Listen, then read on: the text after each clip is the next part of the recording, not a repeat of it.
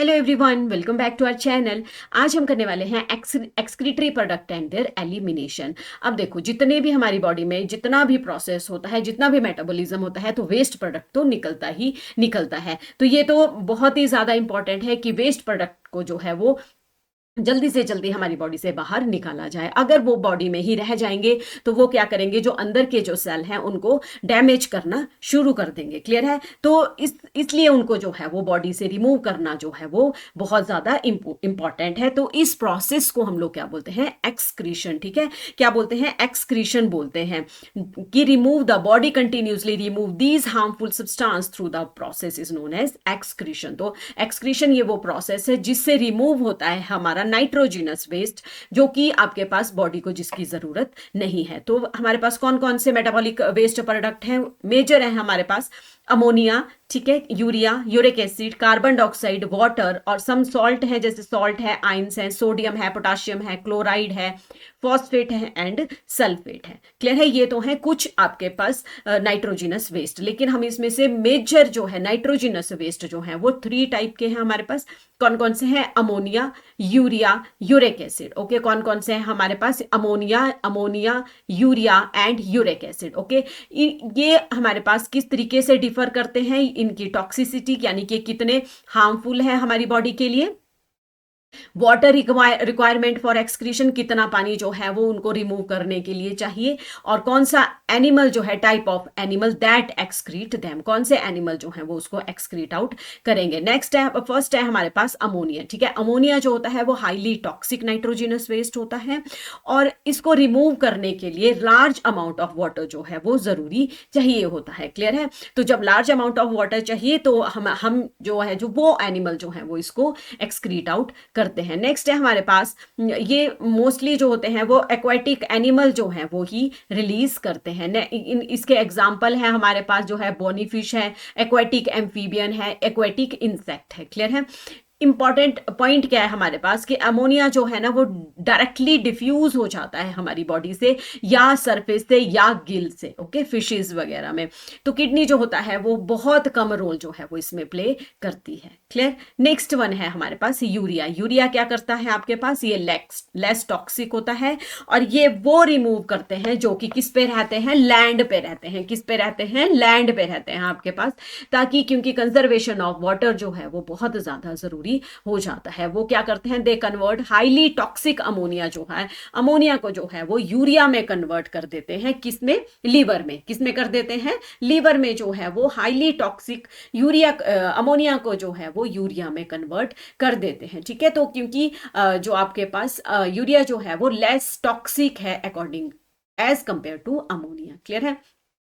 और इसके पास जो है वो ज्यादा वाटर की जरूरत नहीं होती है। ठीक है, अमोनिया जो होता है वो जो रिलीज करते हैं अमोनिया, यूरिया एज अ आपका नाइट्रोजिनस वेस्ट, उसको जो भी एनिमल इसको एक्सक्रीट आउट करते हैं उनको हम यूरेटैलिक एनिमल्स बोलते हैं। जो अमोनिया रिलीज करते हैं उसको अमोनियोटैलिक एनिमल्स बोलते हैं। ठीक है, यूरिया में क्या आते हैं आपके पास? एग्जाम्पल है मैमल्स, जैसे हम लोग हैं। ठीक है, मैनी टेरिस्ट्रियल एम्फीबियंस हैं और आपके पास क्या है? मैरीन फिशेज हैं। तो ये जो होती हैं ये यूरियोटेलिक एनिमल्स हैं। इस प्रोसेस को यूरियोटेलिज्म बोलते हैं और क्या रिलीज करते हैं? ये यूरिया। हमारी बॉडी में यूरिया कहाँ कन्वर्ट होता है? आपका लिवर में। Ammonia that is converted into urea, जो कि लेस टॉक्सिक है और ज्यादा देर तक हमारी बॉडी में सस्टेन कर सकती है। क्लियर? समझ में आ गया? नेक्स्ट है हमारे पास, तो ये मैंने बता दिया आपको कि यूरिया जो होता है वो कन्वर्टेड हो जाता है आपका किडनी में। कहाँ पे? ब्लड में, ब्लड के थ्रू जो है वो किडनी में जाता है और वहां से एलिमिनेट होके जो है वो यूरिन के थ्रू जो है वो एक्सक्रीट आउट हो जाता है। क्लियर? नेक्स्ट वन है हमारे पास यूरिक एसिड, जो कि सबसे कम लेस टॉक्सिक है और बहुत ही कम अमाउंट ऑफ वाटर जो है वो इसको चाहिए होता है। ठीक है, इसको वाटर की जो कंसंट्रेशन है वो वाटर जो है वो कम चाहिए। तो ये किस फॉर्म में जो है वो रिलीज करते हैं? सेमी सॉलिड पेस्ट की, यानी कि बिल्कुल ही पेस्ट की फॉर्म में जो है वो रिलीज करते हैं। जो एनिमल ये रिलीज करते हैं यूरिक एसिड उनको बोलते हैं यूरिकोटैलिक। ओके, यूरिकोटैलिक एनिमल, और प्रोसेस को बोलते हैं यूरिकोटेलिज्म। ओके, कौन कौन करता है ये आपके पास? ये हैं बर्ड्स।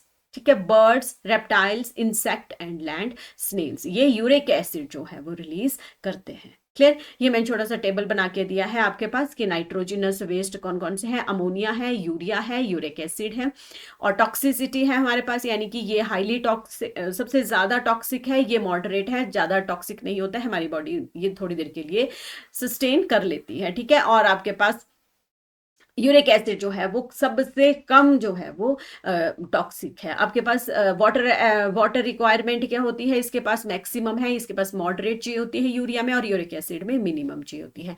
एनिमल जो रिलीज करते हैं अमोनिया, दैट इज अमोनियोटैलिक, जो यूरिया रिलीज करते हैं दैट इज यूरियोटैलिक, और जो यूरिक एसिड रिलीज करते हैं दैट इज यूरियोटैलिक। क्लियर, समझ में आ रहा है ये, ठीक है। नेक्स्ट है हमारे पास, अब ये है, ये डायरेक्ट क्वेश्चन जो है वो पूछे जाते हैं, ठीक है। नीट में जो है वो घुमा फिरा के पूछे जाते हैं, और क्लास 11 में इजीली ये डायरेक्ट क्वेश्चन जो है वो पूछे जाते हैं। तो ये वीडियो दोनों के लिए ही बेनिफिट है, नीट की प्रेपरेशन कर रहे हैं आप तब भी, कोई भी कंपिटिटिव एग्जाम देना चाह रहे हो आप तब भी, ये वीडियो आपके लिए बहुत हेल्पफुल है, ठीक है। नेक्स्ट है हमारे पास excretory organ in different animals, ठीक है। एनिमल्स कौन सा है, फ्लैट वॉर्म, ठीक है। फ्लैट वॉर्म में क्या होते हैं आपके पास, प्रोटोनेफ्रीडिया और फ्लेम सेल। कौन कौन से होते हैं, फ्लैट वॉर्म में होते हैं प्रोटोनेफ्रीडिया और फ्लेम सेल। अर्थवॉर्म में कौन से होते हैं एक्सक्रीटरी ऑर्गन, आपके नेफ्रीडिया, और कॉकरोच और इंसेक्ट में होते हैं मालपीजियन टिब्यूल। ये डायरेक्ट ही क्वेश्चन पूछे जाते हैं, इसलिए मैंने ये डायरेक्ट ही दिए हैं। लास्ट वन है हमारे पास प्रॉन, जो है क्रस्टेशियन, जो कि एंटीनल और ग्रीन ग्लैंड जो है वो रिलीज करते हैं, ठीक है। समझ में आ रहा है, ये इनके एक्सक्रीटरी इनके जो है वो आपके पास क्या है, ये एक्सक्रीटरी ऑर्गन है आपके पास, कि कौन कौन से एनिमल के कौन कौन से एक्सक्रीटरी ऑर्गन जो है वो होते हैं। क्लियर, समझ में आ गया। यहाँ से हैंड रिटन नोट्स हैं आपको, ये आपको मिल जाएंगे, डिस्क्रिप्शन बॉक्स में डाल दूंगी मैं, या फिर टेलीग्राम चैनल पे आपको दे दूंगी। क्लियर है। नेक्स्ट हमारे पास मेन आता है ह्यूमन एक्सक्रीटरी सिस्टम। क्लियर है। तो ह्यूमन एक्सक्रीटरी सिस्टम जो है हमारे पास, ये किस किस से बना हुआ है, ये बना हुआ है आपका पेयर ऑफ किडनीज, दो किडनी होती है right and left, pairs of ureter, ठीक है, दो पेयर हैं, pair of ureter right and left, ये रहा आपके पास, ठीक है।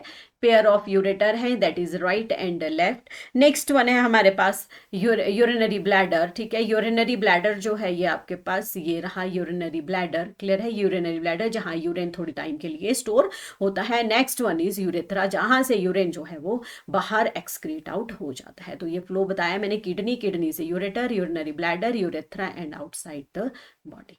क्लियर, ये एक आउटलाइन थी जो कि आपको इजीली समझ में आ जाएगी। ओके, नेक्स्ट वन है हमारे पास किडनी, ठीक है। तो अब हमारे पास है किडनी, अगर हम यहाँ से एनसीईआरटी से थोड़ा डायग्राम पे फोकस करें तो आपको इजीली समझ में आ जाएगा, ठीक है। बीच बीच में मैंने डायग्राम भी लिए हैं, और बीच में मैंने मतलब एनसीईआरटी भी लिए हैं, और बीच में मैंने हैंड रिटन नोट्स भी दिए हैं। तो किडनी क्या है हमारे पास, किडनी क्या है, रेडिश ब्राउन कलर की है आपके पास, ये रेडिश ब्राउन कलर की बीन शेप्ड ऑर्गन है। कैसा है, बीन शेप्ड आपके पास ऑर्गन है, ये बीन शेप्ड ऑर्गन है।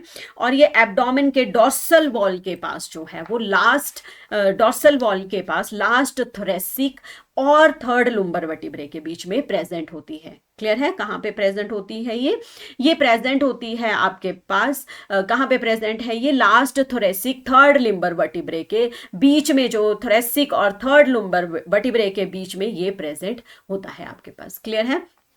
तो ये ह्यूमन किडनी है, लेंथ होती है इसकी 10 to 12 सेंटीमीटर, विड्थ होती है इसकी 5 to 7 सेंटीमीटर, थिकनेस है इसकी 2 to 3 सेंटीमीटर, और इसका वेट होता है 120, आपके पास है 120 to 170 ग्राम तक इसका वेट होता है। क्लियर है। हैंड रिटन नोट्स जो है वो वैसे ही है, ये डायग्राम से आपको अच्छे से ही समझ में आएगा। क्लियर है। नेक्स्ट है हमारे पास हाइलम। अब हाइलम क्या होता है, ये इसके अंदर जो होता है ना एक पार्ट होता है, ठीक है, जहां से यूरेटर निकल रहा है ये वाला, उसको हम लोग क्या बोलते हैं, हाइलम बोलते हैं। क्लियर है। तो हाइलम ये अंदर के फनल शेप्ड कैविटी होती है, जिसे रीनल पेल्विस भी बोलते हैं। और किडनी के आउटसाइड जो है वो रीनल कैप्सूल जो है आपके पास, ये रीनल कैप्सूल जो है ये इसको प्रोटेक्शन देती है। क्लियर है।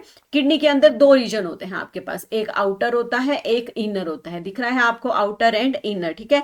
आउटर को हम लोग बोलते हैं कॉर्टेक्स, इनर को हम लोग बोलते हैं मेडुला। मेडुला जो होती है वो मेडुला जो है आपके पास ये अंदर वाली है, कोन शेप्ड है, ठीक है, कोन शेप दिख रहे हैं, झाड़ू की तरह जो है वो यहाँ पे प्रेजेंट होता है स्ट्रक्चर, जो कि मेडुलरी पिरामिड, इनको हम लोग क्या बोलते हैं, मेडुलरी पिरामिड बोलते हैं। क्लियर है? अगर इसमें हम लोग नेक्स्ट स्ट्रक्चर देखें तो ये आपको ज्यादा इजीली समझ में आ जाएगा। ठीक है, तो ये रही रीनल आर्टरी, रीनल आपके पास वेन, रीनल पेल्विस, ठीक है, ये है रीनल पेल्विस, ये हाइलम है, ये रीनल पेल्विस है। यहाँ से जो है ये जो आपके पास ये जो झाड़ू लाइक स्ट्रक्चर है इसको हम मेडुलरी पिरामिड बोलते हैं। क्लियर है? और जो इसके बीच में आपके पास स्पेस है उसको रीनल कॉलम बोलते हैं। ये बाहर वाला कॉर्टेक्स है, अंदर वाला आपका बाहर वाला कॉर्टेक्स है और अंदर वाला मेडुला है। क्लियर? समझ में आ रहा है आपको? और इसके बीच में कॉर्टेक्स एक्सटेंड होता है और उसको हम लोग बोलते हैं रीनल कॉलम ऑफ बर्टीनी। जो इसके बीच में ये स्पेस है that is known as renal column of Bertini. Clear? समझ में आ गया है? ठीक है, समझ में आ रहा है। नेक्स्ट वन है हमारे पास, ये मैंने करा दिया आपको, सारा ही समझा दिया है ये मैंने। नेक्स्ट है हमारे पास, अब हम करेंगे नेफ्रॉन्स। क्लियर है? नेफ्रॉन्स ये किडनी का स्ट्रक्चर है, ये कॉर्टेक्स है, ये मेडुला है, ये मैंने आपको सारा जो है वो उसी में ही समझा दिया है। लास्ट वन, नेक्स्ट वन है हमारे पास नेफ्रॉन। ओके, नेफ्रॉन क्या होते हैं आपके पास? ये स्ट्रक्चरल और फंक्शनल यूनिट है किसकी? किडनी की। क्या है? स्ट्रक्चरल एंड फंक्शनल यूनिट है किडनी की। ईच ह्यूमन किडनी में कितने होते हैं? 10 लाख जो मिलियन नेफ्रॉन्स जो हैं वो प्रेजेंट होते हैं। यही वो स्ट्रक्चर है जो कि रिस्पॉन्सिबल है आपका फॉर्मेशन ऑफ यूरिन। ठीक है, यूरिन की फॉर्मेशन में ये हेल्प करता है उसको बनाने में। क्लियर? इसमें से देख लेना आप लोग, ये मैंने बिल्कुल आपको डायग्राम से समझा दिया है। इसमें ऐसा कोई भी वर्ड टॉपिक नहीं होगा जो मैंने आपको नहीं समझाया है। क्लियर है? तो ये रहा हमारे पास नेफ्रॉन्स का। अब हम स्ट्रक्चर करेंगे। अब नेफ्रॉन का जो स्ट्रक्चर है ना वो दो मेजर पार्ट से होता है आपके पास। ठीक है, कौन कौन से होते हैं आपके पास? एक रीनल कैप्सूल होता है जिसको मालपीजियन बॉडी बोलते हैं, एक रीनल टेब्यूल होता है। क्लियर है? कौन कौन से होते हैं? रीनल कैप्सूल, कार्पल्सी सॉरी, और आपके पास है मालपीजियन टेब्यूल भी जिसको बोलते हैं, मालपीजियन बॉडी भी बोलते हैं। Next one is renal tubule. Malpighian body जो है वो हमारे पास renal corpuscles is made up of glomerulus. ठीक है, किस किस से बना है आपके पास? Glomerulus, Bowman capsule. Next one is आपके पास रीनल टेब्यूल जो है। ठीक है, ये था फर्स्ट आपके पास। किस किस से बने हैं ये दोनों? रीनल कार्पल्सिस या आपका मालपीजियन टेब्यूल बना है ग्लोमेरुलस से और आपके पास बोमेन कैप्सूल से। ओके, इन दोनों को जो है वो अब हम डिटेल में पढ़ेंगे। क्लियर? डिटेल में पढ़ेंगे अब हम रीनल या आपका रीनल कार्पल्सिस या ग्लोमेरुलर, और आप पढ़ेंगे मालपीजियन टेब्यूल को। तो ग्लोमेरुलर क्या है आपके पास? ये एक टफ कैपिलरी है। ठीक है, क्या है आपके पास? टफ कैपिलरी है आपके पास, ये टफ ऑफ कैपिलरीज है जिसको हम ग्लोमेरुलर बोलते हैं। ठीक है, ब्लड जो है वो एंटर होता है ग्लोमेरुलस में थ्रू एफरेंट आर्टरियोल्स। पहले मैं समझा देती हूँ एनसीईआरटी से, फिर आपको जो है वो वहां से जो है वो आपको क्लियर हो जाएगा। क्लियर है? ये देखो, ये रहा इसका स्ट्रक्चर, दिख रहा है? हाँ, ये एफरेंट आर्टरियोल है जहां से जो है वो ब्लड जो है वो पूरे प्रेशर से जो है वो फिल्ट्रेट को लेके आती है। ठीक है, ये है ग्लोमेरुलस, जो कप लाइक स्ट्रक्चर है that is known as glomerulus. Clear है? और ये है वोमेन कैप्सूल, ये कप के अंदर वाला जो शेप है उसको हम बोलेंगे ग्लोमेरुलस और बाहर वाले को बोलेंगे कैप्सूल, जो ये बाहर है। ठीक है, समझ में आ रहा है? तो ये दोनों जो हुए आपके पास, ये हुए रीनल आपके पास कार्पल्सिस। क्लियर? समझ में आ गया? ये एफरेंट है जो अंदर लेके आता है। यहाँ पे जो है वो एक छन्नी, जैसे चाय छन्नी छन्ने वाली छन्नी होती है ना, बस उस तरीके से ही फिल्ट्रेट यहाँ से जो है वो फिल्टर होता है। इफरेंट आर्टरियोल जो है वो वापिस ले जाती है, जो कि यूजफुल मटेरियल है। ठीक है, समझ में आ गया? ये है आपके पास PCT, that is proximal convoluted tubule. क्या है? PCT, proximal convoluted tubule. Next है लूप ऑफ हैनले। ठीक है, इसके दो पार्ट होते हैं, डिसेंडिंग जो नीचे की तरफ है, असेंडिंग जो ऊपर की तरफ है। Okay, loop of Henle, descending limb of loop of Henle and ascending limb of loop of Henle. इसमें भी दो होते हैं, थिक एंड थिन। ओके, समझ में आ गया? लूप ऑफ हैनले दो के हैं, डिसेंडिंग असेंडिंग, थिक थिन। फिर आ गया आपके पास DCT, distal convoluted tubule. Last one आ गया कलेक्टिंग डक्ट। तो क्या क्या आया हमारे पास? ग्लोमेरुलस में आया आपके पास मालपीजियन टेब्यूल आया आपके पास। ठीक है, ग्लोमेरुलस हुए, बोमेन कैप्सूल हुए, एफरेंट आर्ट्रियोल जो फिल्ट्रेट को लेके आती है, ग्लोमेरुलस हुआ कि जिसमें वो छनता है, छन्नी की तरह है, ठीक है। और बोमेन कैप्सूल हुआ कप लाइक स्ट्रक्चर, फिर आया पीसीटी प्रॉक्सिमल कन्वोल्यूटेड ट्यूब्यूल, फिर आया loop of Henle, that is नीचे की तरफ जो आएगा वो डिसेंडिंग, जो ऊपर की तरफ जाएगा वो असेंडिंग, डिसेंडिंग भी thick descending loop of Henle and thin descending limb of loop of Henle, इसके भी दो होंगे आपके पास, असेंडिंग के भी दो होंगे, थिक एंड थिक। फिर आ गया डिस्टल कन्वोल्यूटेड का भी, लास्ट वन आ गया कलेक्टिंग डक्ट।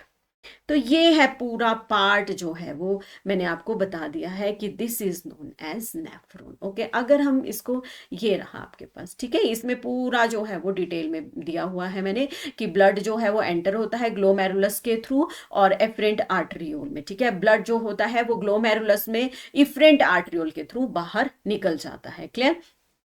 एफरेंट आर्टरियोल जो होता है ना वो थोड़ा सा मोटा होता है। देखो अगर हम एफरेंट की बात करें ना, आपको थोड़ा सा मोटा दिख रहा है ताकि ज्यादा फिल्ट्रेट इसमें आ सके, और इफरेंट थोड़ा सा पतला जैसा होता है। क्लियर है, ताकि यहाँ पे अल्ट्रा फिल्ट्रेशन हो सके। अल्ट्रा फिल्ट्रेशन, एक तो फिल्ट्रेशन हुई, एक हुई अल्ट्रा, यानी कि हर एक लेयर से जो है वो फिल्टर होगा वहां पे, ठीक है। बोमेन कैप्सूल है, ये double walled cup shaped structure होता है, ये वाला है आपके पास, ये वाला, ठीक है, कप शेप्ड स्ट्रक्चर है। ये है आपके पास, मैंने डायग्राम बनाया है, ये मैंने अपने यूट्यूब चैनल पे आपके इसी वाले ही प्रोजेक्ट नीट में जो है वो बनाना सिखाया है। जिन बच्चों को टफ लगता है बनाना वो यहाँ से सीख सकते हैं, ठीक है। सॉरी। तो ये कप लाइक स्ट्रक्चर है और ये है ग्लोमेरुलस, ठीक है। आपको दिख रहा है यहाँ से छोटे छोटे पोर्स होते हैं जहां से वो फिल्ट्रेट जो है वो आपका फिल्टर होता है। ये इफरेंट आर्टरियोल है, ये आपके पास बोमेन कैप्सूल है, ये पीसीटी है प्रॉक्सिमल कन्वोल्यूटेड ट्यूब्यूल, ये फिर आपके पास लूप ऑफ हेनले हो गया आपके पास, डिसेंडिंग एंड असेंडिंग, ठीक है। और ये वॉस रेक्टा है, आगे जाके ये वॉस रेक्टा बन जाती है इफरेंट आर्टरियोल। ओके, नेक्स्ट है हमारे पास ये डीसीटी है, डिस्टल कन्वोल्यूटेड ट्यूब्यूल, इसके पार्ट जो है आपने लर्न कर लेने हैं। फिर है proximal convoluted tubule, sorry, distal convoluted tubule, and last one is collecting duct.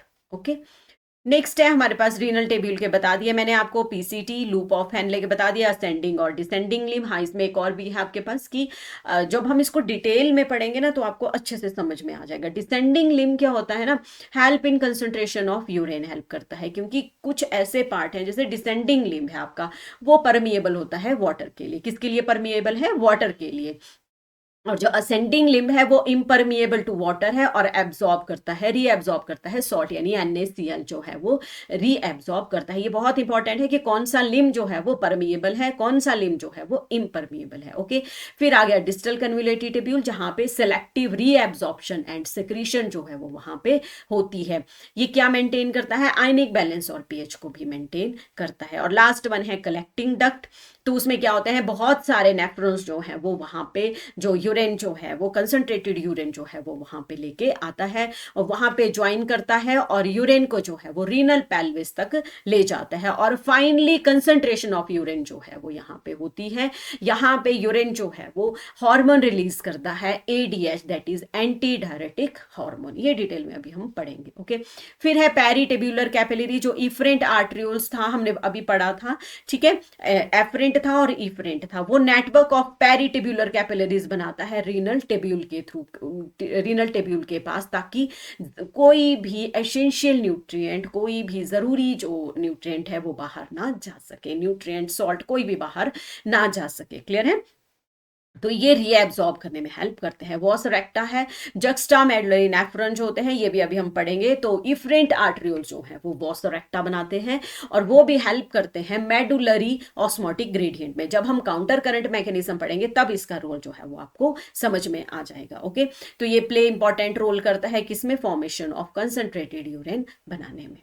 Okay, समझ में आ रहा है? इंपॉर्टेंट है, बहुत इंपॉर्टेंट है और बहुत ही इजी है आपके पास, ठीक है। तो अगर कोई कंफ्यूजन है तो आप मुझे कमेंट बॉक्स में दीजिए, मैं आपको दोबारा से क्लियर करा दूंगी। क्लियर है? नेक्स्ट वन है हमारे पास, ये आपके पास सारा हो गया, आपके पास ये हमने कर लिया। अब हम पढ़ेंगे urine formation. Okay, urine formation जो होता है आपके पास, इसमें इन्वॉल्व होते हैं 3 स्टेप हैं, 3 मेजर स्टेप जो हैं वो इसमें होते हैं। That is glomerular filtration, filtration यानी कि फिल्टर होगा, ट्यूबुलर रीएब्जॉर्प्शन दोबारा से एब्जॉर्ब होगा और ट्यूबुलर सिक्रीशन यानी कि सिक्रीट होगा। ठीक है, तो ये है हमारे पास, ये टॉपिक छोटे छोटे हैं पर आपको समझने जो है वो बहुत जरूरी है। अब क्या हुआ, ग्लोमेरुलर फिल्ट्रेशन क्या हुआ, इसमें क्या होता है आपके पास, यहाँ पे जो है वो कप लाइक जो स्ट्रक्चर था जो हमने एनसीईआरटी में, मैं एक मिनट में एनसीईआरटी निकालती हूँ, इसमें ये दिया हुआ है।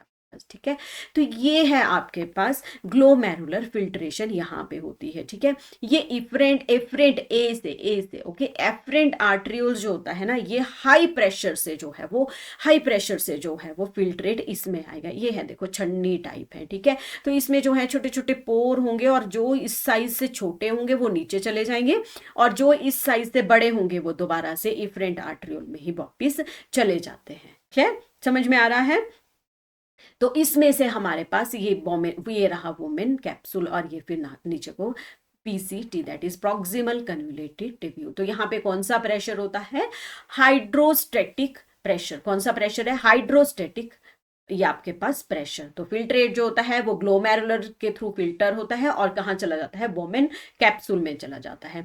अब जितने भी वाटर है आपके पास, स्मॉल मॉलिक्यूल है, ग्लूकोज है, अमाइनो एसिड है, सॉल्ट है, यूरिया है आपके पास, ठीक है, वो सारे वोमेन कैप्सूल के अंदर चले जाते हैं। एक्सेप्ट कौन नहीं जाता है, blood cell, plasma and protein. Okay, पूछ सकते हैं आपसे क्वेश्चन कि क्या नहीं जाता है फिल्ट्रेट के अंदर, that is blood cell, plasma and protein जो होती हैं वो उसमें फिल्टर नहीं होते क्योंकि इनके साइज जो है वो फिल्ट्रेट के साइज से बड़े होते हैं। क्लियर है। तो अब जो फिल्ट्रेशन की मेम्ब्रेन है, जो अब हमने ये पढ़ा ना ये वाला, तो इसमें 3 मेम्ब्रेन होती हैं आपके पास। कौन कौन सी होती हैं आपके पास, 3 membrane, that is endothelium, basement membrane and podocyte filtration slits. Clear, तो ये जो है इनका फंक्शन जो है वो भी आपके पास डिफरेंट डिफरेंट होता है। तो किडनी रिसीव करती है about 1100 to 1200 ml of blood पर मिनट करता है ये। 125 ml ऑफ फिल्ट्रेट जो है वो पर मिनट, 1 मिनट में बनता है और इसको बोलते हैं ग्लोमेरुलर फिल्ट्रेशन रेट। क्या बोलते हैं, glomerular filtration rate, that is GFR। Okay, तो नॉर्मली GFR होता है 125 ml पर मिनट यानी कि 180 litre by day per day. Okay, that is the regulated, जो ये ग्लोमेरुलर फिल्ट्रेशन रेट है वो कौन रेगुलेट करता है, that is juxta glomerular apparatus. ठीक है, juxta glomerular apparatus JGA through rennin release. Okay, किससे करता है ये, जो आपका ग्लोमेरुलर फिल्ट्रेशन रेट है, कितने रेट से जो है वो फिल्ट्रेट हो रहा है, that is regulated by juxta glomerular apparatus, that is JGA through renin release। Okay, अभी हम पढ़ेंगे रेनिन एंजियोटेंसिन वाला भी, तो उसमें आप लोगों को ये क्लियर हो जाएगा। क्लियर, समझ में आ रहा है। नेक्स्ट वन है ट्यूबुलर रीएब्जॉर्प्शन। अब 99% ऑफ जो फिल्ट्रेट है ना वो दोबारा से रीएब्जॉर्ब हो जाता है ब्लड में। ओके, ये जो रीएब्जॉर्प्शन है या तो वो एक्टिव प्रोसेस से होगी या पैसिव से होगी। सबको पता है एक्टिव क्या होता है और पैसिव क्या होता है। एक्टिव प्रोसेस होता है कि ATP का यूज होगा और पैसिव होता है जिसमें ATP का यूज नहीं होगा। क्लियर। नेक्स्ट एक बहुत कई यूजफुल सब्सटेंस है जो कि रीएब्जॉर्ब होते हैं आपके, glucose, amino acid, sodium, water and other essential ions जो हैं वो दोबारा से रीएब्जॉर्ब हो जाते हैं। ओके, नेक्स्ट है प्रॉक्सिमल कन्वुलेटेड टिब्यूल। ठीक है, ये मेजर साइट है रीएब्जॉर्प्शन का। यहाँ पे वाटर जो है वो रीएब्जॉर्ब हो जाता है passively without use of energy. Okay, ये जो इनिशियल पार्ट है नेफ्रॉन का, due to reabsorption only 1.5 litre urine जो है वो फाइनली एक्सक्रीट आउट होता है आपके पास। ठीक है, लास्ट इसका है ट्यूबुलर सेक्रीशन। अल्ट्रा फिल्ट्रेशन हो गई, रीएब्जॉर्प्शन हो गई, अब सेक्रीशन हो गई। तो लास्ट स्टेप है ये यूरिन फॉर्म होने का। तो ट्यूबुलर एपिथेलियल सेल जो होते हैं वो ट्रांसफर कर देते हैं substance from blood to the filtrate. तो इसमें आते हैं हाइड्रोजन, पोटाशियम, अमोनिया। ठीक है, ये ट्यूबुलर सेक्रीशन का क्या फंक्शन है, एक तो ये आयनिक बैलेंस को बनाने में हेल्प करेगा, मेंटेन एसिड बेस का जो pH है वो बनाने में हेल्प करेगा, और जितने भी वेस्ट आपके पास होंगे जो कि ब्लड में प्रेजेंट है उनको रिमूव करने में भी हेल्प करेगा। क्लियर है, समझ में आ गया है। ठीक है, समझ में आ गया आपको ये प्रोसेस। बहुत इंपॉर्टेंट है ये प्रोसेस कि कैसे यूरिन जो है वो बनती है। 3 प्रोसेस थे, ग्लोमेरुलर फिल्ट्रेशन, ट्यूबुलर रीएब्जॉर्प्शन और tubular secretion. Clear. Next one है हमारे पास, अब हम दोबारा से थोड़ा बहुत इसके बारे में पढ़ेंगे कि जो नेफ्रॉन के हमने डिफरेंट पार्ट्स पढ़े थे ना, नेफ्रॉन के कौन कौन से थे हमारे पास, पीसीटी, ठीक है। इसको हम लोग यहाँ से ये रहा आपके पास स्ट्रक्चर, ठीक है। तो नेफ्रॉन का हमारे पास क्या था, ये आपके पास ग्लोमेरुलस है, PCT, okay. Proximal convoluted tubule ये रहा आपके पास। ये फिर आ गया ये loop of Henle, that is descending, this one is ascending. फिर ये distal convoluted tubule and collecting duct. कौन कौन से हैं, ठीक है। इसमें पीसीटी, लूप ऑफ हैनले, आपके पास distal convoluted tubule and collecting duct. Clear, समझ में आ गया ये। तो अब हम इनके जो है वो डिफरेंट डिफरेंट फंक्शन जो है वो पढ़ेंगे कि किस किस पार्ट के जो है वो क्या क्या फंक्शन है आपके पास, ठीक है। किस किस पार्ट के जो है वो क्या क्या फंक्शन है। अब देखो पीसीटी के जो ये है प्रॉक्सिमल कन्वोल्यूटेड टेब्यूल, ठीक है। इसमें क्या होता है, इसमें मैक्सिमम रीएब्जॉर्प्शन का रीजन है और सारे न्यूट्रिएंट 70 to 80% ऑफ इलेक्ट्रोलाइट्स हैं, वाटर यही रीएब्जॉर्ब होगा आपके पास। और इसका फंक्शन क्या होगा, इसको मेंटेन करेगा, किसको, पीएच को मेंटेन करेगा, ओके। हाइड्रोजन आयन और अमोनिया भी इसमें से स्क्रीट आउट होते हैं। मैं डायग्राम इसलिए आपको दिखा रही हूं ताकि आपको इजीली समझ में आ गया। लिखा तो मैंने आपके नोट्स में भी है, वहां से आप इजीली पढ़ सकते हैं। यहां से मैं आपको समझा दूंगी कि क्या क्या कहाँ पे रीअब्सॉर्ब होता है। नेक्स्ट है लूप ऑफ हैनले। मैंने पहले ही बताया कि जो डिसेंडिंग लिम्ब है उसमें वाटर जो है वो परमिएबल टू वाटर, ओके। किसके लिए परमिएबल है, वाटर के लिए। ये है कॉर्टेक्स रीजन, किडनी का कॉर्टेक्स रीजन, ये medulla region, okay. Cortex region ये ऊपर वाला जिसमें आता है ग्लोमेरुलस, पीसीटी और डीसीटी, ओके। और आपका मेडुला में आता है आपके पास हाफ, ये आपका कलेक्टिंग डक्ट और आपका ये loop of Henle, okay. Ascending descending limb जो है वो वाटर के लिए परमिएबल है, असेंडिंग लिम्ब जो है वो NaCl सॉल्ट के लिए, और थोड़ा बहुत यूरिया जो है वो भी यहाँ से रीएब्जॉर्ब जो है वो हो जाता है। ये अंदर बाहर जो है वो जाते रहते हैं। क्लियर है। तो इसमें है आपके पास, इसको भी थोड़ा थोड़ा देख लेते हैं, कोई टॉपिक जो है कुछ जो है वो छूट ना जाए, ठीक है। तो मेजर साइट ऑफ रीएब्जॉर्प्शन मैंने बता दिया, पीसीटी। हाँ, इसमें जो है वो simple lined by simple cuboidal epithelium with brush border, okay. Brush border होता है और सिंपल कुबॉइडल सेल है, इसलिए ब्रश बॉर्डर है इसका, ताकि वो सरफेस एरिया को जो है वो इंक्रीज कर सके फॉर द रीएब्जॉर्प्शन। जितना ज्यादा सरफेस एरिया होगा उतना ज्यादा रीएब्जॉर्प्शन होगा, okay. It is the major site of reabsorption. इसमें से glucose, amino acid, 70 to 80% electrolyte जो है वो रीएब्सॉर्ब होते हैं। क्लियर है, ये मैंने बता दिया आपको सारा।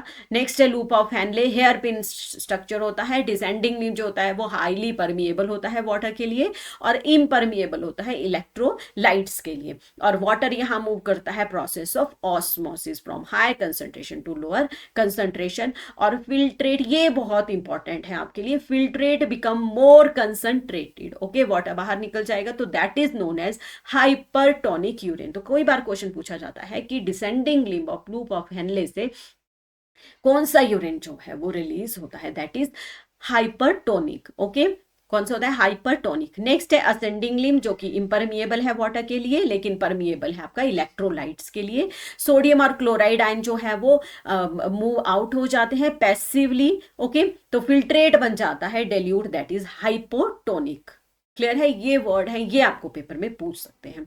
मेन फंक्शन क्या है, ऑस्मोलैरिटी ग्रेडियंट जो है वो किडनी का मेंटेन करता है, जो कि मेडुला रीजन का है। इंपॉर्टेंट रोल है, जो कि काउंटर करंट मैकेनिज्म जो है फॉर कंसंट्रेटिंग यूरिन में ये हेल्प करता है, जो कि नेक्स्ट टॉपिक है हमारा, ठीक है। कि क्या होता है, कैसे काउंटर करंट मैकेनिज्म होता है। डिसेंडिंग लिम्ब होता है, वाटर आउट होता है, फिल्ट्रेट जो होता है वो कंसंट्रेटेड हो जाता है। असेंडिंग लिम्ब में सॉल्ट आउट हो जाता है और फिल्ट्रेट जो होता है वो कैसा हो जाता है, डाइल्यूट हो जाता है, ठीक है। लास्ट है इसका डिस्टल कन्वोल्यूटेड टेब्यूल, जो कि सेलेक्टिव रीअब्जॉर्प्शन करता है। तो जो आयन जो रीअब्जॉर्ब हुए, सोडियम, वाटर, बाइकार्बोनेट, और सेलेक्टिव सिक्रीट हुए हाइड्रोजन, आपका पोटाशियम और अमोनिया। ये भी क्या करता है, ब्लड की पीएच को मेंटेन करेगा, सोडियम और पोटेशियम का बैलेंस रखेगा और आयनिक बैलेंस में हेल्प करेगा, ठीक है। सॉरी, लास्ट वन है, अब है लास्ट वन कलेक्टिंग डक्ट, ठीक है। तो ये कहाँ से एक्सटेंड करती है, renal cortex to inner medulla में एक्सटेंड करता है। ये रीअब्जॉर्ब करता है लार्ज अमाउंट ऑफ वाटर, यहाँ से कंसंट्रेटेड यूरिन जो है वो स्क्रीट आउट होती है और allow small amount of urea to pass through medullary interstitium to maintain osmolarity, okay. थोड़ी अमाउंट ऑफ यूरिया जो है वो इसमें से पास कर देता है ताकि ऑस्मोलैरिटी जो है वो मेंटेन हो सके। कौन कौन से क्या क्या रिलीज करता है, हाइड्रोजन, पोटाशियम, और मेंटेन करता है पीएच और आयनिक बैलेंस को।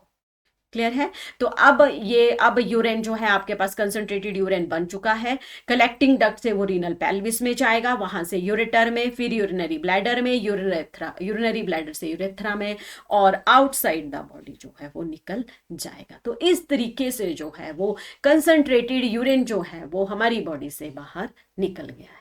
ओके अब हमने पढ़ा कि ऐसा होता है, लेकिन अब हम पढ़ेंगे कि कैसे ये हुआ, मैकेनिज्म कैसे हुआ इसका। ठीक है, अब मैमल के पास क्या एबिलिटी होती है, to produce highly concentrated urine. ठीक है, क्या प्रोड्यूस करते हैं, ये हाईली कंसंट्रेटेड यूरिन रिलीज करते हैं। तो ये एक प्रोसेस है काउंटर करंट बैलेंस। क्या होता है, काउंटर करंट बैलेंस, ये एक प्रोसेस है जिसको हम लोग बोलते हैं काउंटर करंट बैलेंस। तो इसमें क्या होता है आपके पास, इस मैकेनिज्म में जो आपके पास लूप ऑफ हेनले है और जो वॉसर रेक्टा है, ठीक है, ये दोनों मिलकर जो है वो काम करते हैं। ठीक है, दोनों जो है वो मिलकर काम करेंगे। एक में जो इनमें जो होता है ना, ऑपोजिट में जो है वो, अगर किसी इसमें जो है वो नीचे को फ्लो कर रहा है तो दूसरे में ऊपर को फ्लो करेगा। ऑपोजिट डायरेक्शन में फिल्ट्रेट जो है वो फ्लो करता है, और इसी ऑपोजिट फ्लो को हम लोग क्या बोलते हैं, काउंटर करंट मैकेनिज्म बोलते हैं। ठीक है, तो ये हो गया कि लूप ऑफ हेनले में फिल्ट्रेट हमेशा ऑपोजिट डायरेक्शन में मूव करेंगे, डिसेंडिंग में डाउनवर्ड, असेंडिंग में अपवर्ड। और वास रेक्टा में भी था, वो ब्लड जो है वो फ्लो करेगा ऑपोजिट डायरेक्शन में। जब फ्लूइड जो है वो अपोजिट डायरेक्शन में मूव करेगा तो उसको बोलेंगे हम काउंटर करंट मैकेनिज्म। क्या बोलेंगे, counter current mechanism. Okay, role of, अब हम डिसेंडिंग लिम्ब में देखेंगे कि ये क्या करता है। सबको पता है, बहुत बार मैंने बता दिया कि डिसेंडिंग लिम्ब जो होता है वो हाईली परमिएबल है वाटर के लिए, ओके, और इम्परमिएबल है इलेक्ट्रोलाइट्स या NaCl के लिए आपके पास। क्लियर, तो इसमें से जो होता है वाटर जो होता है ना वो टेब्यूल से बाहर निकल जाता है by the process of osmosis. Okay, जैसे ही पानी बाहर निकल जाएगा, वाटर बाहर निकल जाएगा, तो फिल्ट्रेट जो होता है वो मोर कंसंट्रेटेड हो जाएगा और वो बन जाएगा आपके पास हाइपर ऑस्मोटिक। ठीक है, हाइपर आपके पास ऑस्मोटिक बन जाएगा।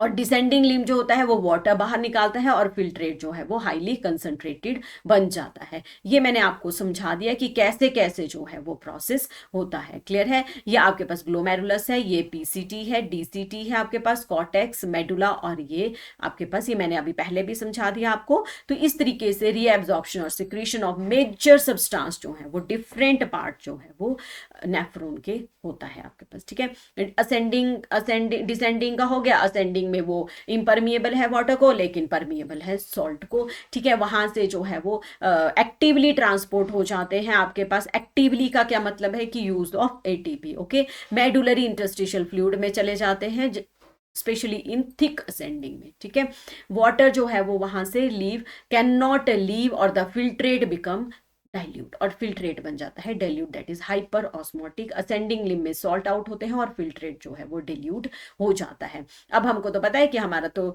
जो यूरिन है वो कंसंट्रेटेड रिलीज होता है, अब उसको भी हम करेंगे। अब रोल ऑफ वॉस रेक्टा का क्या है, ये काउंटर करंट एक्सचेंजर है, एक्सचेंज करती है, ऑपोजिट डायरेक्शन में फ्लो करता है ब्लड इसमें, और मेंटेन करता है ऑस्मोटिक ग्रेडियंट को मेडुला में, और क्या करता है, carries away absorb water without disturbing the osmotic gradient. Osmotic gradient को ये डिस्टर्ब नहीं करती है, जो एब्जॉर्ब वाटर है उसको ही कैरी कर जाती है। ओके, मेडुलरी ऑस्मोटिक ग्रेडियंट क्या होते हैं आपके पास, कि कंटिन्यूसली जो ट्रांसपोर्ट है वो NaCl का वो एक क्रिएट कर देता है हाई ऑस्मोलैरिटी इन मेडुला। मेडुला रीजन में जो है वो हाईली वो क्या कर देता है ऑस्मोलैरिटी जो है वो रिलीज कर देता है। ठीक है, ये सॉल्ट मेडुला के इंटरस्टिशियल फ्लूइड में एक्युमुलेट हो जाते हैं, और इस प्रोसेस से किडनी का जो कॉर्टेक्स है वो ग्रेजुअली बढ़ता जाता है। ऑस्मोलैरिटी जो है वो ग्रेजुअली इंक्रीज होती जाएगी कॉर्टेक्स में, और कॉर्टेक्स की जो आपका ऑस्मोलैरिटी है वो कहाँ तक पहुंच जाएगी, 300 तक पहुंच जाएगी, और इनर मेडुला की पहुंच जाएगी 1200 की वजह से। इसी ऑस्मोटिक ग्रेडियंट की वजह से जो है वो कलेक्टिंग डक्ट से जो है वो वाटर जो है वो बाहर निकल जाता है, और यूरिन जो है वो कंसंट्रेट हो जाता है। क्लियर है, क्या होता है यहाँ पे कि सोडियम और क्लोराइड आयन जो है वो एक्टिवली बाहर ट्रांसपोर्ट हो जाते हैं। इसमें जो सॉल्ट होता है दैट इज मेडुला के इंटरस्टिशियल साइट में, इसमें नहीं है, NCERT में से दिखाती हूँ मैं आपको। ये रहा। ठीक है, तो इसमें आप लोग देखोगे कि 300 है, फिर 400 है, 6, 8,000 और 1200। तो इसमें जो है वो आपके पास कॉर्टेक्स रीजन में जो है वो ऑस्मोलैरिटी 300 हो जाती है। ओके, 300 हो जाएगी तो इसकी वजह से कलेक्टिंग डक्ट से, ठीक है, जो कलेक्टिंग डक्ट है आपके पास, कलेक्टिंग डक्ट है जो, वहां से जो है वो रिलीज होगा, वाटर रिलीज होगा, बाहर निकलेगा और यूरिन जो है वो कंसंट्रेटेड हो जाएगा। ओके, ह्यूमन किडनी के जो है वो फिल्ट्रेट लगभग 4 टाइम कंसंट्रेटेड यूरिन जो है वो बना देता है। तो नेक्स्ट वन है, ये मैंने आपको डायग्राम से समझा दिया, इस तरीके से जो है वो काम ये करते हैं, ये वाला। ठीक है, नेक्स्ट वन है role of collecting duct. Collecting duct क्या करता है, pass through the hyper osmotic medulla, और वाटर जो है वो बाहर निकल जाते हैं थ्रू ऑस्मोसिस प्रोसेस। कहाँ चले जाते हैं, मेडुलरी इंटेस्टाइन में चले जाते हैं, और वहां से कंसंट्रेटेड यूरिन जो है वो रिलीज होता है आपके पास। ठीक है, यहाँ से थोड़ा बहुत यूरिया भी डिफ्यूज हो जाता है ताकि मेडुला की जो ऑस्मोलैरिटी है वो थोड़ी सी इंक्रीज हो जाए। ठीक है, और ये दोबारा से रिसाइकलिंग होगी इसकी, और वो हेल्प करेगा ऑस्मोटिक ग्रेडियंट को मेंटेन करने में। क्लियर है, तो ये अलग अलग टॉपिक, अलग अलग पार्ट के भी अलग अलग फंक्शन है। इंपॉर्टेंस ऑफ अब है काउंटर करंट मैकेनिज्म क्यों जरूरी है, ताकि प्रोड्यूस कर सके हाईली कंसंट्रेटेड यूरिन, कंजर्व कर सके वाटर हमारा बॉडी के अंदर, मेंटेन कर सके वाटर एंड इलेक्ट्रोलाइट बैलेंस, और प्रिवेंट कर सके डिहाइड्रेशन को भी ये प्रिवेंट कर सके, इसलिए काउंटर करंट मैकेनिज्म जो है वो प्रेजेंट होता है। क्लियर है, अब काउंटर करंट मैकेनिज्म क्या है, ऑपोजिट डायरेक्शन में फ्लो करेगा आपके पास। नेक्स्ट है डिसेंडिंग लिम जो है वो वाटर बाहर निकालेगा, और असेंडिंग लिम जो है वो सॉल्ट बाहर निकालेगा। क्लियर, अंदर भी ले लेगा और बाहर भी निकाल देगा आपके पास। क्लियर, ये था counter current mechanism. Next one है रेगुलेशन ऑफ किडनी फंक्शन। अब हम आप सबको पता है कि हमारी बॉडी में जितने भी ऑर्गन प्रेजेंट हैं वो सारे जो होते हैं that is under the control of our brain. तो ब्रेन का कोई ऐसा पार्ट होता है जहां पे ये कंट्रोल्ड होते हैं। तो ये हार्मोनल कंट्रोल होते हैं, हार्मोन से कंट्रोल होते हैं, और एक फीडबैक मैकेनिज्म होता है। ये भी कई बार पूछा गया है आपके पेपर में। ठीक है, तो फर्स्ट आ जाता है आपके पास anti diuretic hormone, that is ADH, vasopressin. इसके अदर नेम भी आपने जरूर करने हैं। ठीक है, ये बहुत इंपॉर्टेंट है। रेनिन, एंजियोटेंसिन, एल्डोस्टेरोन सिस्टम, और atrial natriuretic factor. Okay, anti diuretic hormone ADH भी बोलते हैं, वेसोप्रेसिन भी बोलते हैं, रेनिन, एंजियोटेंसिन, एल्डोस्टेरोन सिस्टम है। लास्ट वन है एटीरियल नार्कोटिक फैक्टर। क्लियर है, तो अब हम इसके बारे में पढ़ेंगे। आपके पास देखो, एंटी डायरेक्ट हार्मोन जो होता है एडीएच, वेसोप्रेसिन जिसको हम लोग बोलते हैं। क्लियर है, ये क्या करता है, अगर बॉडी में से वाटर जो है वो ज्यादा लूज हो रहा है, ठीक है, ज्यादा निकल रहा है, तो वाटर जो ब्लड की जो ऑस्मोलैरिटी है वो भी इंक्रीज हो जाएगी। ठीक है, जैसे ही ब्लड की ऑस्मोलैरिटी इंक्रीज होगी तो जो ऑस्मो रिसेप्टर प्रेजेंट होते हैं वो जो हाइपोथैलेमस में होते हैं वो उसको डिटेक्ट कर लेते हैं, इंक्रीज को डिटेक्ट कर लेते हैं। ठीक है, सिग्नल देते हैं पोस्टीरियर पिट्यूटरी को, न्यूरोफाइसिस रीजन है जो रिलीज करता है एडीएच, एंटी डायरेटिक हार्मोन, जो डीसीटी। ओके, जो ये पार्ट है आपका ये वाला, इसमें देखते हैं इस वाले पार्ट में। Okay, DCT. क्लियर है, तो डीसीटी इसमें क्या बोल रहे हैं ये, कि जब बॉडी में जो है वो वाटर जो है वो ज्यादा वो हो जाता है, आपका कमी हो जाती है, तो हाइपोथैलेमस के जो ऑस्मो रिसेप्टर है वो एक्टिवेट हो जाते हैं। ठीक है, और इसमें क्या होता है कि जो न्यूरोफाइसिस रीजन है इसका वो एडीएच रिलीज करना शुरू कर देता है। क्लियर है, तो एडीएच कहाँ पे रिलीज होता है आपका, ये कलेक्टिंग डक्ट में जो रिलीज होता है, और आपका डीसीटी में भी थोड़ा बहुत रिलीज होता है। क्लियर है, तो उसमें क्या होता है आपके पास, तो ये रिलीज हो गया, और it increase the permeability to water. तो वहां से जो होगा परमेबिलिटी ऑफ वाटर जो है वो इंक्रीज हो जाएगी, और मोर वाटर जो है वो दोबारा से रीएब्जॉर्ब्ड हो जाएगा ब्लड में। ओके, इससे क्या होगा, रिजल्ट क्या होगा, वाटर रीएब्जॉर्प्शन जो है वो इंक्रीज हो जाएगी, यूरिन का वॉल्यूम है वो कम हो जाएगा, और यूरिन जो है वो हाईली कंसंट्रेटेड रिलीज होगा। क्लियर है, ये तो हो गया जब ज्यादा था। अब क्या हुआ कि अगर वाटर जो है वो सफिशिएंट है, ठीक है, मैक्सिमम अमाउंट में है, तो एडीएच की सिक्रीशन डिक्रीज हो जाएगी, वाटर जो है वो लेस रीएब्जॉर्ब्ड होगा, और मोर डाइल्यूट यूरिन जो है वो प्रोड्यूस होगा। क्लियर, अगर एक इसको इंक्रीज करेगा तो दूसरा इसको डिक्रीज करेगा। अब है जक्स्टाग्लोमेरुलर एपरेटस JGA, ठीक है, ये फॉर्म्ड होता है, ये भी DCT और एफरेंट आर्टरियोल्स में, ठीक है, जो बाहर निकला उसको आर्टियोल और डिस्टल कन्वोल्यूटिव टेब्यूल में होता है, ठीक है। इट मॉनिटर, ये क्या मॉनिटर करते हैं, GFR ग्लोमेरुलर फिल्ट्रेशन रेट, यानी कि कितने स्पीड से, कितना आपका हाइड्रोस्टैटिक प्रेशर से जो है वो ग्लोमेरुलर फिल्ट्रेशन हो रहा है, और ब्लड प्रेशर को भी ये मेंटेन करता है, ठीक है। तो जैसे ही ब्लड प्रेशर रेट या GFR डिक्रीज होता है, तो जो ये ग्लोमेरुलर सेल है वो रिलीज करते हैं रेनिन, ओके। रेनिन रिलीज करते हैं, कब रेनिन रिलीज करेंगे, जब ब्लड प्रेशर भी डिक्रीज होगा और GFR रेट भी डिक्रीज होगा, तो जो ग्लोमेरुलर सेल जो होंगे, जक्स्टा ग्लोमेरुलर सेल होंगे, वो रिलीज कर देंगे रेनिन, ओके। अब रेनिन, एंजियोटेंसिन, एल्डोस्टेरोन सिस्टम क्या है, अब जो रेनिन रिलीज हुआ है, जो ग्लोमेरुलर जक्स्टाग्लोमेरुलर सेल ने रेनिन रिलीज किया है, वो कन्वर्ट करेगा एंजियोटेंसिनोजन टू एंजियोटेंसिन 1, वो कन्वर्ट करेगा एंजियोटेंसिन 1 से एंजियोटेंसिन 2 में, और एंजियोटेंसिन 2 जो है वो पावरफुल वेसो कंस्ट्रिक्टर है, जो कि क्या करेगा, ब्लड प्रेशर को इंक्रीज करेगा और रिस्टोर करेगा ग्लोमेरुलर फिल्ट्रेशन को, ओके। तो एंजियोटेंसिन 2 जो है वो स्टिमुलेट करेगा एड्रीनल कॉर्टेक्स को, जो एड्रीनल कॉर्टेक्स में क्या होता है आपके पास, एड्रीनल कॉर्टेक्स, अगर आप किडनी का ध्यान रखें तो एड्रीनल ग्लैंड जो है वो, ये एड्रीनल ग्लैंड जो है वो प्रेजेंट होता है, ये क्या रिलीज करता है आपके पास, ये एल्डोस्टेरोन, एल्डोस्टेरोन जो है वो रिलीज करेगा, वो फिर इंक्रीज करेगा क्या, reabsorption of sodium and water in DCT and collecting duct, okay. समझ में आ रहा है क्या क्या हो रहा है, और उससे इंक्रीज होगा blood volume and blood pressure, समझ में आया, ठीक है। रेनिन जो है वो एंजियोटेंसिनोजन जो होता है, कन्वर्ट एंजियोटेंसिनोजन एंजियोटेंसिन 1 में, ठीक है। फिर कन्वर्टिंग एंजाइम जो होता है आपके पास, वो एंजियोटेंसिन 1 से एंजियोटेंसिन 2 में रिलीज कन्वर्ट करता है। ये एंजियोटेंसिन 2 जो है वो बहुत ही पावरफुल वेसो कंस्ट्रिक्टर है, जो कि ब्लड प्रेशर को इंक्रीज करेगा और रिस्टोर कर देगा GFR को, और वो एंजियोटेंसिन 2 स्टिमुलेट करेगा एड्रिनल कॉर्टेक्स को कि रिलीज करे एल्डोस्टेरोन। तो एल्डोस्टेरोन जो है वो हार्मोन है जो कि इंक्रीज करता है reabsorption of sodium and water in DCT and collecting duct, okay, जिससे ब्लड वॉल्यूम भी ज्यादा होगा और ब्लड प्रेशर भी इंक्रीज होगा। तो ये इसका फंक्शन है। एटीरियल नेट्रोटिक फैक्टर क्या होता है, अब हमने पढ़ा कि ब्लड प्रेशर, जो ब्लड वॉल्यूम जो है वो इंक्रीज हो गया। अब हमारा हार्ट का जो हमने 4 चैम्बर पढ़े थे, 2 atria 2 ventricle, right left, okay.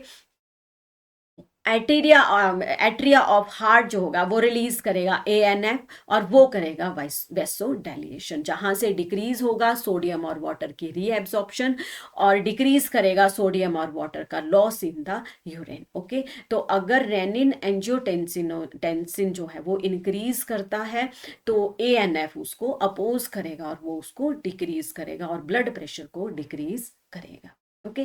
तो ये था आपके पास हार्मोनल कंट्रोल ऑफ यूरिनेशन, यानी कि कैसे कैसे regulation of kidney function, okay.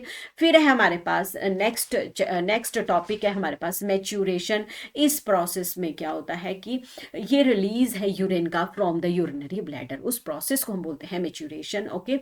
तो यूरिन जो होता है वो किडनी में थोड़ी देर के लिए स्टोर होता है, किस में होता है, यूरिनरी ब्लैडर में स्टोर होता है। जब यूरिनरी ब्लैडर फिल हो जाता है तो उसकी वॉल होती है वो स्ट्रेच हो जाती है, ओके। और वहां पे स्ट्रेच रिसेप्टर जो होते हैं वो सिग्नल करते हैं यूरिनरी ब्लैडर को, और एसोसिएट जो मसल्स के साथ एसोसिएट होते हैं, यूरिनरी ब्लैडर जो है वो कॉन्ट्रैक्ट करेगा और यूरिथ्रल स्फिंक्टर के थ्रू जो है वो रिलीज हो जाएगा आपका यूरिन, और इस तरीके से हमारी बॉडी से यूरिन जो है वो बाहर निकल जाता है। उस प्रोसेस को हम बोलते हैं maturation, okay. Stretch receptor central nervous system को सिग्नल देंगे, ब्लैडर जो है वो कॉन्ट्रैक्शन होगा, और यूरिथ्रल स्फिंक्टर जो है वो रिलैक्स करेगा, यूरिन जो है वो बॉडी के बाहर जो है वो निकल जाएगी, ठीक है।